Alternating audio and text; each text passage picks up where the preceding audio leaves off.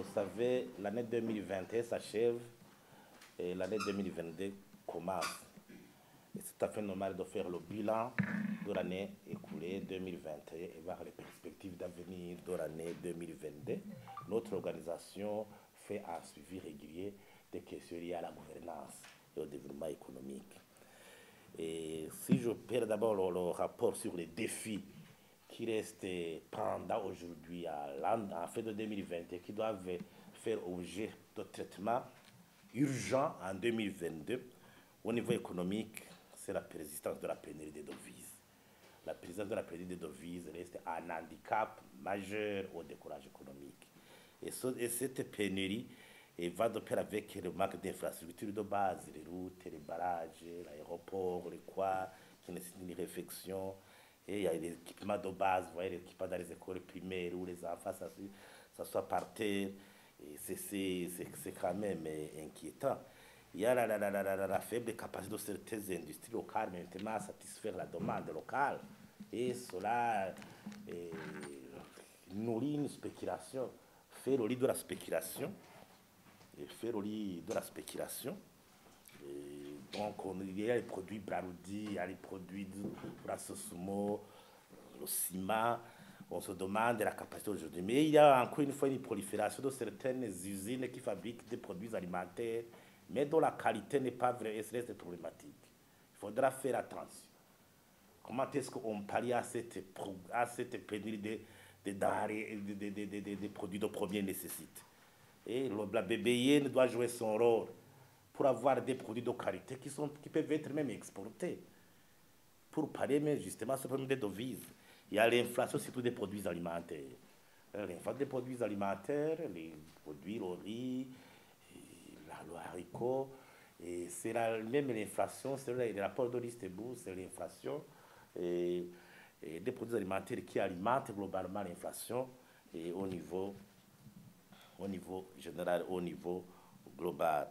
Et les secteurs porteurs de croissance, censés alimenter la croissance économique, restent encore, je dirais, ne sont pas encore dynamiques. Il y a le secteur agricole qui reste miné par des défis importants. Le secteur minier, vous savez, on a arrêté même les contrats. Maintenant, le tourisme est encore en berne.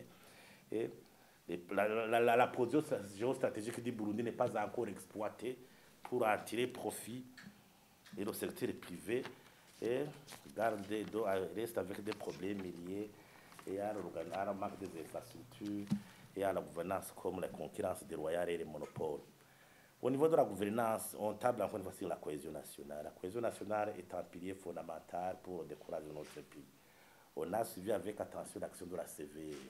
Mais l'action de la CVE, s'il a été nécessaire, mais n'est pas encore suffisante. Il faut déblayer, il faut toute une vérité complète de toutes ces crises qui ont tendu au Burundi et surtout parvenir à rassembler les Burundais vers la commémoration d'une seule journée.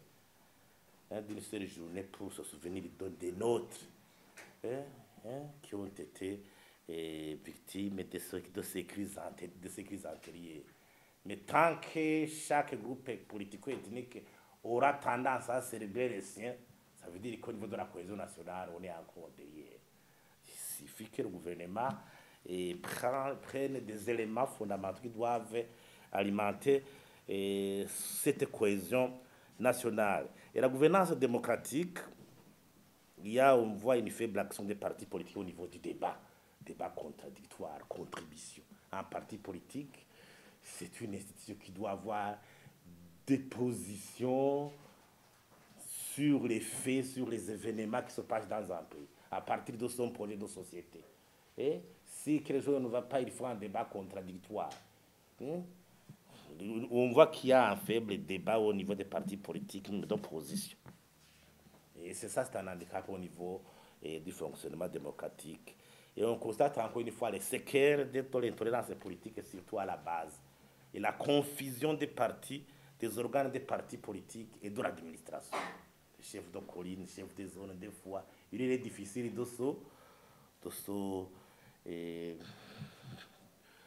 d'enlever la casquette de les partis politiques dans leurs actions quotidiennes, ce qui handicape justement la tolérance politique.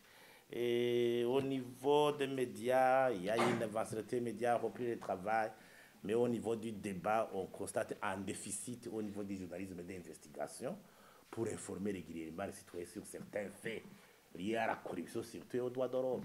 On ne pourra jamais combattre la corruption avec une presse mou qui ne fait pas son travail d'investigation pour informer la population et pour dénoncer certains actes.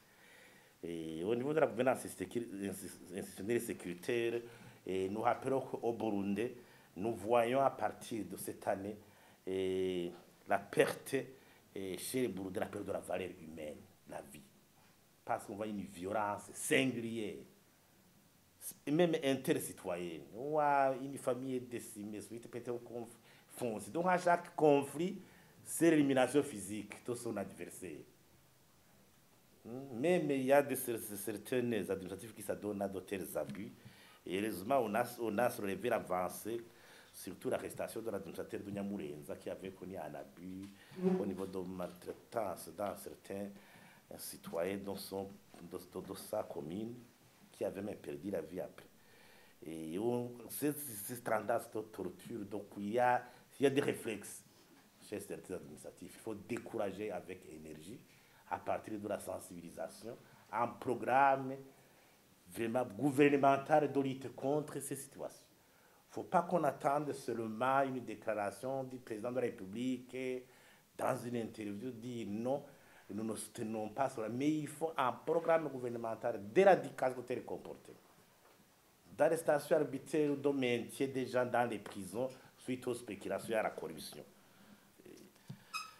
Au niveau de la justice, nous attendons encore une fois les réformes profondes de la justice pour reconnaître la justice comme pouvoir judiciaire, la mise sur les pieds comme la haute cour de justice. Et aussi, il ne faut pas confondre le Conseil supérieur de la magistrature n'est pas l'institution qui doit garantir et incarner l'indépendance de la magistrature. C'est la Cour suprême. La lutte contre la corruption maintenant, je crois qu'il faut vraiment redynamiser parce qu'elle piétine. Sans déclaration des biens de hautes autorités, la lutte contre la corruption n'est pas encore là. Il faut parler des choses avec vérité. Quand les institutions d'investigation contre la corruption sont dans l'inertie, ne font pas des investigations sur des cas avérés pour que la justice commence à frapper fort, la lutte contre la corruption est en panne. J'imagine qu'à ce niveau, même les lois, même la sensibilisation n'est plus fonctionnelle. La sensibilisation sur les types de corruption ou quoi, ce n'est plus fonctionnel. Donc, et aussi la transparence budgétaire. La transparence budgétaire. La gestion du budget de l'État. Maintenant, il a reculé parce qu'il y a des documents. Il y a 8 documents clés qui doivent être publiés régulièrement dans le processus de budgétisation, suivi budgétaire, dont ces documents, leur publication a reculé. Et aussi l'implication citoyenne dans le suivi de l'action publique. Elle a reculé. J'imagine qu'il faut un effort à ce sens. Au niveau des perspectives, alors, nous nous réjouissons de la tenue récente du Forum national sur le développement. Parce que, c'est la perspective, la volonté du pouvoir politique, c'est de voir le Burundi émergent en 2040. Le Burundi émergent en 2040. Nous avons ce forum a accouché beaucoup de recommandations pertinentes. Maintenant, il faut une étape d'appropriation nationale des recommandations. À partir des plus hautes autorités, l'appropriation nationale, publication à recueil et séance d'appropriation nationale, d'adoption au niveau national comme une trajectoire qui doit justement nous mener vers cette émergence. Il faut avoir un plan d'action, des comités sectoriels de suivi. Et l'agence ADEB, la nouvelle agence ADEB, agence de développement du Burundi, devait avoir une force beaucoup plus conséquente. Le cas échéant, dynamiser le Conseil économique et social pour qu'il y ait un cadre de débat qui continue à suivre la mise en œuvre de ces recommandations. Et surtout que dans ce suivi de mise en œuvre de recommandations, il ne faut pas que les gens de l'exécutif soient membres de ces commissions. On ne peut pas être en même état exécutant et contrôleur. Il faut qu'il y ait un cadre de ce qui suit que les réformes sont en train d'être mises en application, mais ceux qui doivent mettre les réformes en application doivent être contrôlés par ces cadres nouveaux qui seraient créés. Et ces cadres, naturellement, les gens du gouvernement, secteur public, la société civile, le secteur privé. Et je crois bien alors que il faut que ce forum soit une occasion de prouver qu'on est engagé sur une nouvelle trajectoire. Nous avons eu un plan d'action de développement assorti d'un plan d'action prioritaire le PAP de 2018-2022, mais lui aussi n'est pas encore évalué. Et vous savez aussi qu'il y avait une vision 2020, une vision 2025, qui avait 8 piliers. La vision 2025 aussi n'a pas été évaluée. Je crois qu'il faut y mettre dans l'ordre et nous convenir définitivement quelle est la trajectoire qui doit fédérer toutes les énergies citoyennes. S'il n'y a que de dispersion d'efforts, même la vision 2025 avait certaines piliers importantes, comme le grand pilier du renforcement du leadership du sommet à la base. C'était vraiment un pilier très important. La crise de leadership aujourd'hui au Burundi est une évidence. Au niveau, même dans les sphères les plus basses de la société, j'imagine qu'il faut voir comment se convenir sur une même ligne, une même trajectoire qui va nous mener vers cette émergence tant souhaitée. Je vous remercie.